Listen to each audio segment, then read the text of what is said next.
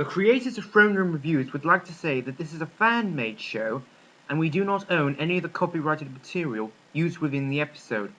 All copyrighted material belongs to their respected owners. Any copyright infringement is non-intentional. This message has been brought to you by Utopian Entertainment.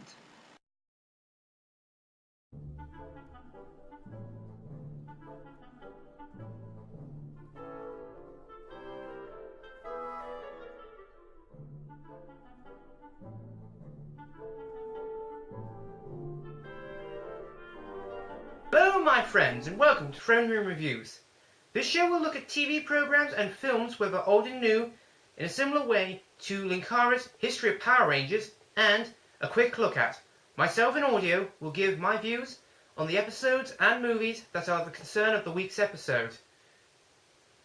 However, I will put these video puts at the beginning and end, and whether or not there's any complex jokes that I'll need to that would take too long to explain in audio. To start this show, I've decided to start with a rundown of Thomas and Friends episodes written by the former head writer Sharon Miller, with one episode from each season. So, let's get started.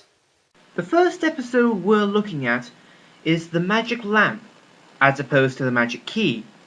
Scar Lowe of the Narrow Gauge Railway is telling a story about a legendary engine named Proteus, who looks like Sir Handel on his way to a fancy dress party, and his magic lamp. Scar Lowe says that if you're close to the lamp, then 3 events will happen. First, you feel a rush of wind whenever the lamp is near. Yeah, as you can tell from Thomas's expression, he knows the joke. Then you hear a strange creaking sound. And finally, he added, you'll see it flicker on and off and on.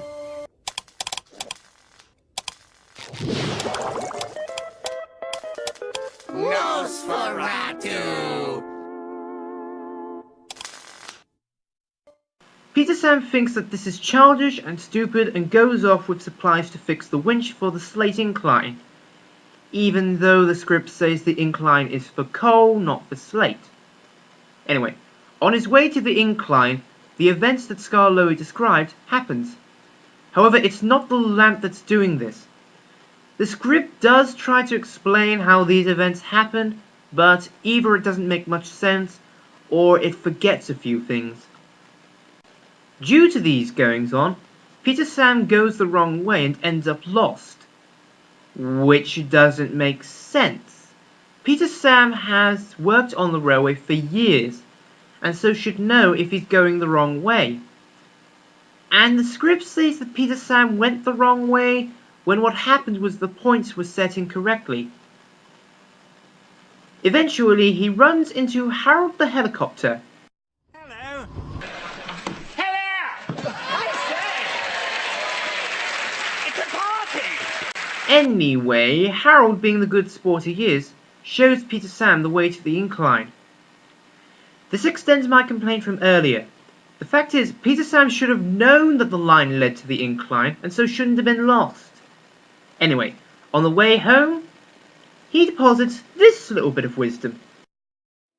Maybe, puffed Peter Sam quietly, you don't have to see the magic lamp for your wishes to come true. Maybe it's enough just to believe in it. And so he starts a new religion. Joking aside, this episode is decent, in comparison to episodes we'll look at later. It establishes the character of Proteus, who would be forgotten as soon as he was introduced and only be mentioned and make a rather semi-reappearance in another episode by Sharon Miller. We will look at that in the future. The character of Proteus had some potential, but this was never fully realised. There has been some speculation over the character by fans. Some suggest that he was the ghost engine that Rusty was talking about in the episode Duncan Gets Spooked. However, sources have gone against this fan theory, saying that the model used for the ghost engine was Scar Lowe, and Proteus was similar to, if not, Sir Handel's model. Now, I'm half half when it comes to this theory. Part of me thinks, yes, that makes sense, and it brings in continuity to previous seasons. However, the other half can't get over the difference between the models. I say just take your own side, because everyone's got their own views.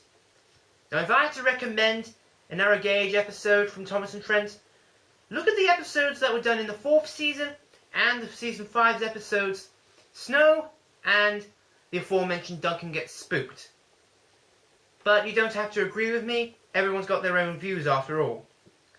This is King William saying, hope to see you soon on another Throne Room review.